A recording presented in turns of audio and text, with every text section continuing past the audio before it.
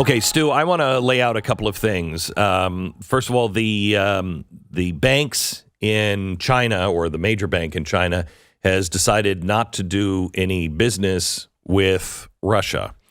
And that seems confusing to some. It makes it very it reinforces everything, I believe, quite honestly. But I need to explain that. And I need to tell you what's really going on with the price of oil and what it means. And Stu, if you wouldn't mind, if you don't understand or you don't think it's clear enough, please help me out. Will you do that? Yeah. Because the Chinese bank thing is that good? No, it's not good. Because you think that China and Russia are sort of aligned. They're coming on our side of the we have to debate. We have to. We have to think differently. A different game is being played. If the world was as it, has always been, all of this would be a very good thing for the West and the United States and the stability of the world. Okay? If this was 1938, this would be a very good thing if the world did this to Germany. Mm-hmm. But it's not 1938. All right. This is a different scenario, and we are weakening ourselves at the same time we're weakening Putin. Okay. And really, it is a race to see which one collapses first. And China is not on our side. Okay.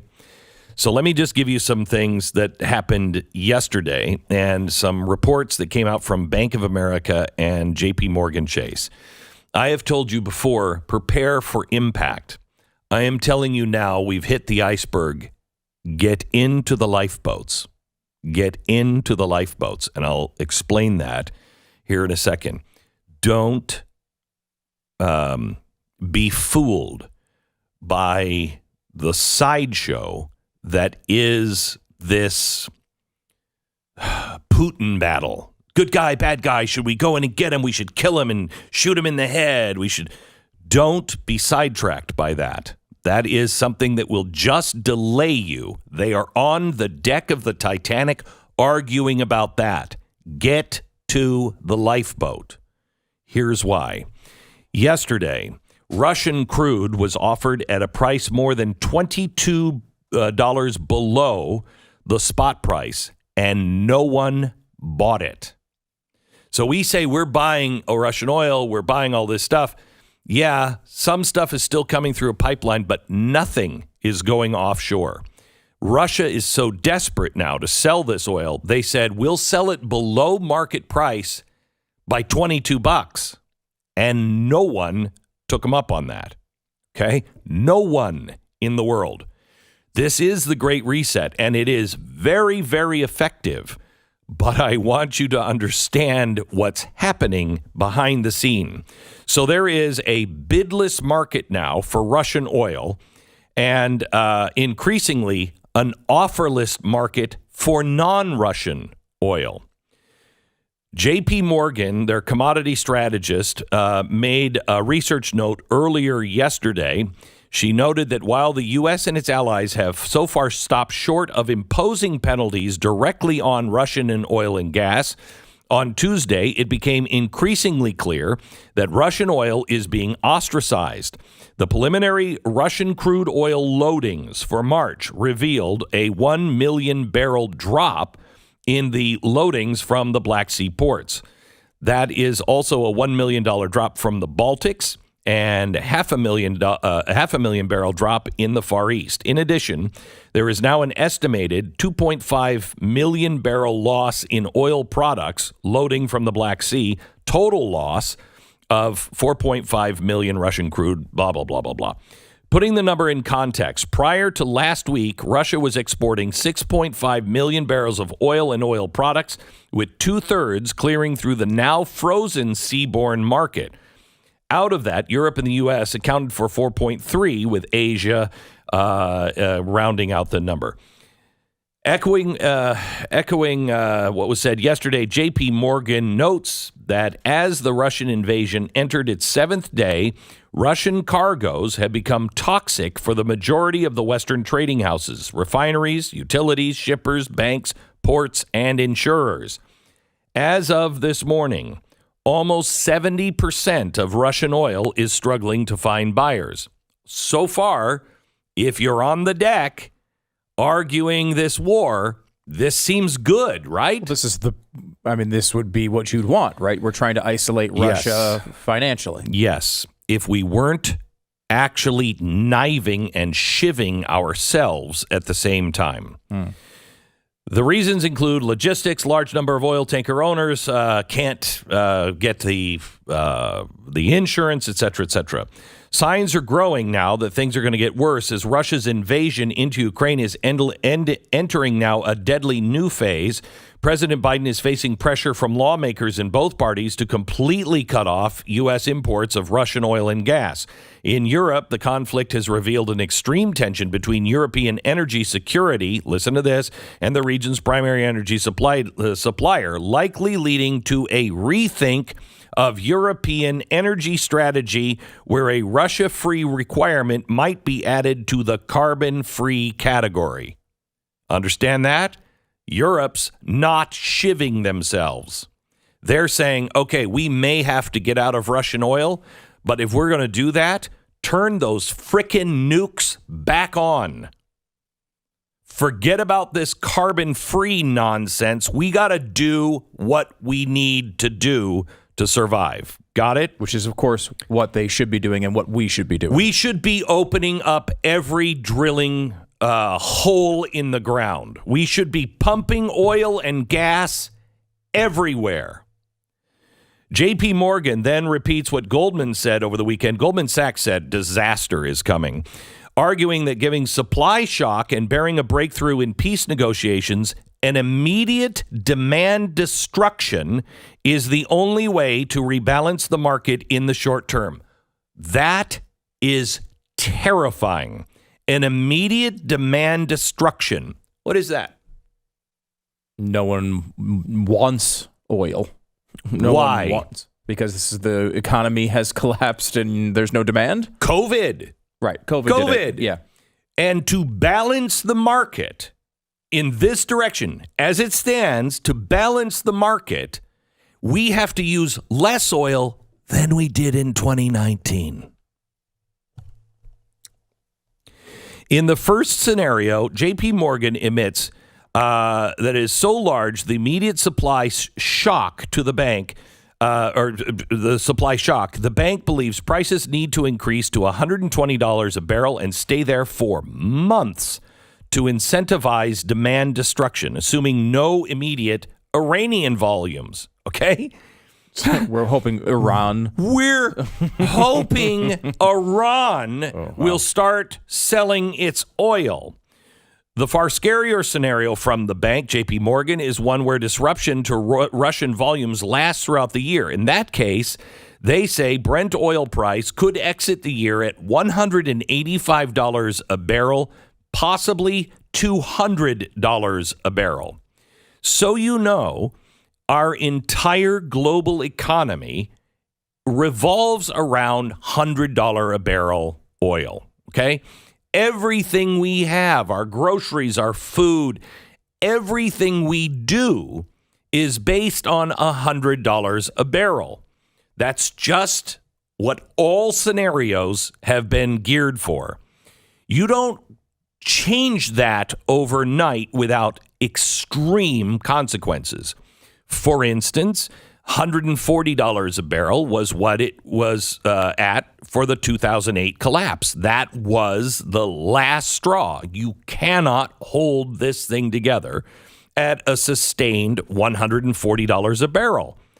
We're talking about $185 to $200 a barrel.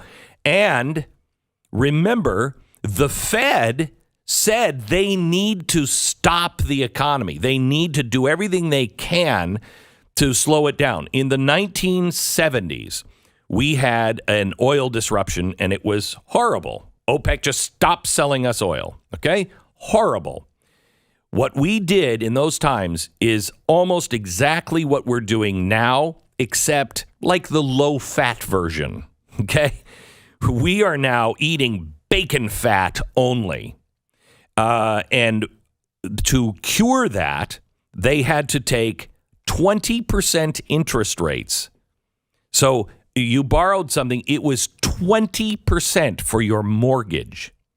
That's how we got out of it. But remember, we had a president who was saying, cut taxes, cut regulation, just go out, build stuff, make stuff. Come on, entrepreneurs, let's go. Okay? That's what got us through that. Now we have a government saying more regulation, higher taxes, no power to the people, and shut them off with gas, shut them off at the banking sector if we disagree with them. This is a death sentence, Again, but our government is hoping that Iran will return to the table. There's another supply valve, and that is the Strategic Petroleum Reserve.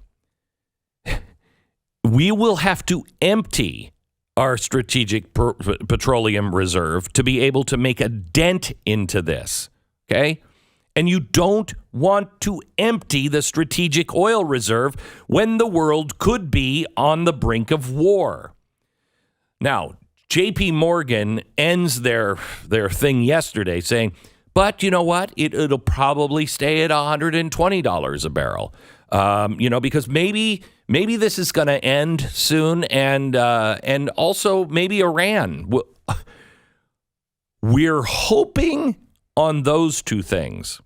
I would suggest that you might hope and pray for that, but you might prepare for something a little uglier, because we have people intent on destroying the Western world and the United States.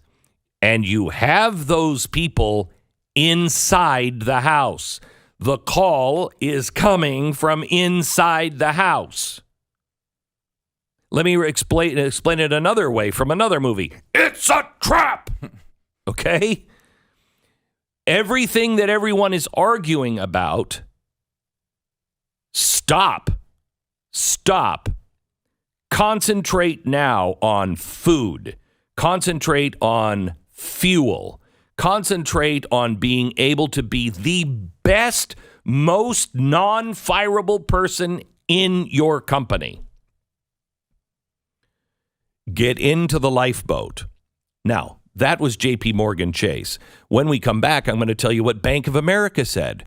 Bank of America wasn't that rosy. Okay, so Bank of America is saying that